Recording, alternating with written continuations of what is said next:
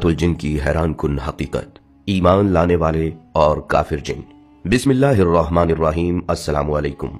Nadreen ग्रामी, सदियों पहले अरब की सुनसान वादियों में रात का अंधेरा हर तरफ छाया हुआ था। मक्का के मैदानों में हवा खामोश, रेत पर कदमों की आवाज सुनाई देती, लेकिन इंसानों के दिलों में और भी बड़ा अंधेरा छुपा हुआ था। काबा, जो कभी तौहीद की निशानी था, अब 360 बुतों से भरा हुआ था। हर कबाइल का अपना माबूद, हर सरदार का अपना खुदा, और लोग इन बुतों के सामने झुकते, इन्हें अपने रब के तौर पर मानते थे। मक्का के सरदार अबू जहल, अबू लहब और कुरैश के ताकतवर लोग अपनी सरदारी, दौलत और गरूर में डूबे हुए थे। गरीब पिस रहा था, औरतें खौफ में और बच्चों की जिंदगी मौत और भूख के दरमियान थी। इस तारीकी में सिर्फ इंसान ही नहीं, एक और मखलूक भी मौजूद थी, जिन्नात। ये वो मखलूक थी जो आग से पैदा हुई, जो इंसानों को नजर नहीं आती, मगर वो सुनते हैं, समझते हैं और हक व बातिल में फर्क जान सकते हैं। और इसी रात जब फिजाओं में एक आवाज गूंजी, ये आवाज जादू या मंत्र नहीं थी, ये कायनात के खालिक का कलाम था, कुरान मजीद की आयात। अब जिन्नात ये आवाज सुनकर रुक गए, खामोश हो गए और खौफ व हैरत में कहने लगे, हमने एक ऐसा कलाम सुना है जो सीधी राह की तरफ रहनुमाई करता है। ये लम्हा तारीख में एक नया मोड़ लाया, अंधेरों में रोशनी फैला दी और सूरतुल जिन की सूरत में हमेशा के लिए महफूज हो गया। यही वो वाकया है जो आज हम आपको दिखाने जा रहे हैं। एक ऐसी हकीकत जो खौफनाक भी है, हैरान कुन भी है और हकीकत पर मबनी भी। नाजरीन, ये मुकम्मल वाकया मुफस्सिरीन यूं बयान करते हैं कि जब नबी करीम सल्लल्लाहु अलैहि वसल्लम ने मक्का में अल्लाह के पैगाम को लोगों तक पहुंचाना शुरू किया तो मुशरिकीन ने हर हद तक जुल्म किया। ये सब हालात देखकर आप सल्लल्लाहु अलैहि वसल्लम ने ताइफ का सफर शुरू किया।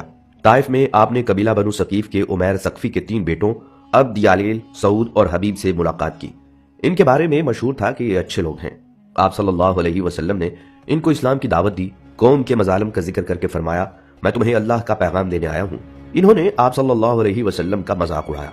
शरीर लड़के आप सल्लल्लाहु अलैहि वसल्लम के पीछे लगा दिए। उन्होंने रसूलुल्लाह सल्लल्लाहु अलैहि वसल्लम को पत्थर मारे। आप सल्लल्लाहु अलैहि वसल्लम के पांव बारीक से खून निकला। ये वो लोग थे जो सबसे अच्छे लोग शुमार होते थे और इन्होंने आपको ये सिला दिया। ताइफ से निकलने के बाद उतबा और शीबा के अंगूरों के बाग में आप सल्लल्लाहु अलैहि वसल्लम ने पनाह ली। उतबा और शीबा ने आप सल्लल्लाहु अलैहि वसल्लम की ये हालत देखी तो उनको तरसाया। उन्होंने अपने गुलाम अद्दास को भेजा कि आप सल्लल्लाहु अलैहि वसल्लम को जाकर खाने के लिए कुछ अंगूर दो। जब रसूलुल्लाह सल्लल्लाहु अलैहि वसल्लम ने अंगूर खाने शुरू किए तो आप सल्लल्लाहु अलैहि वसल्लम ने बिस्मिल्लाहिर्रहमानिर्रहीम पढ़ी। वो अद्दास गुलाम ईसाई था। उसने कहा, यह आपने क्या पढ़ा है? आप सल्लल्लाहु अलैहि वसल्लम ने फरमाया, बिस्मिल्लाहिर्रहमानिर्रहीम। उसने कहा, यह लफ्ज तो खाने से पहले कोई नहीं पढ़ता। आप सल्लल्लाहु अलैहि वसल्लम ने पूछा, तुम कौन हो? कहा, मैं अद्दास हूँ। पूछा, कौन सा इलाका है? उसने बताया कि मैं नैनवा का रहने वाला हूँ। प्यारे आका सल्लल्लाहु अलैहि वसल्लम ने फरमाया, उस इलाके में यूनुस बिन मता होते थे? उसने कहा, जी हाँ। आप सल्लल्लाहु अलैहि वसल्लम ने फरमाया, वो नबी थे और मेरे भाई थे, मैं भी नबी हूँ। उसने कहा, आप नबी हैं? आप सल्लल्लाहु अलैहि वसल्लम ने फरमाया, हाँ मैं नबी हूँ। उस वक्त अद्दास ने आप सल्लल्लाहु अलैहि वसल्लम के हाथों को चूमा और आपके सर को चूमा।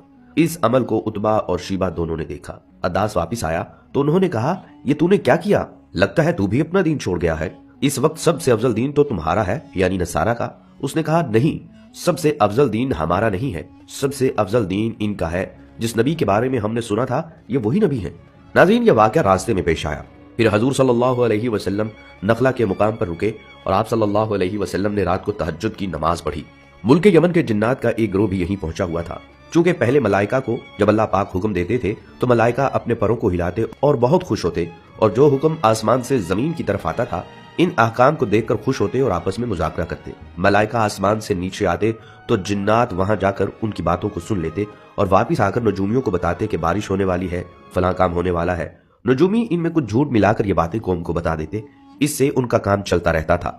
जब रसूलुल्लाह सल्लल्लाहु अलैहि वसल्लम पर वही आना शुरू हुई तो फिर अल्लाह रब्बुल इज्जत ने मुस्तकिल अंगारे शहाबे साक़ब की सूरत में इनके पीछे लगा दिए, जो जिन्नात को मारते थे और जिन्नात ऊपर नहीं जा सकते थे। अब जिन्नात बहुत परेशान थे कि ऐसा क्या वाकया पेश हुआ है कि हमें ऊपर जाने से रोक दिया गया है।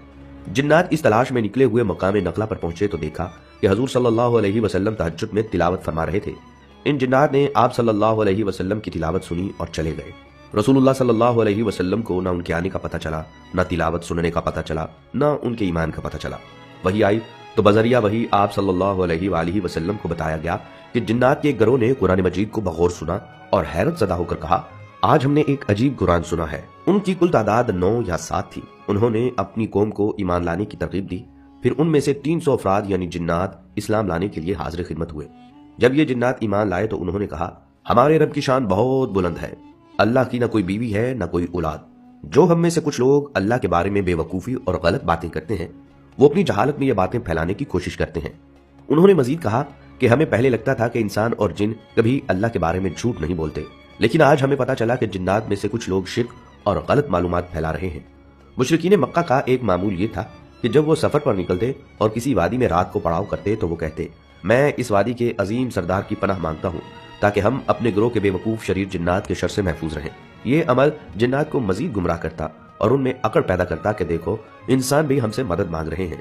ناظرین، جنات کی حقیقت کے حوالے سے مفسرین کا کہنا ہے کہ جنات ایک خاص مخلوق ہے جو اللہ کی تخلیق کا حصہ ہے، لیکن انسان سے بالکل مختلف اور عجیب صفات کے حامی ہیں۔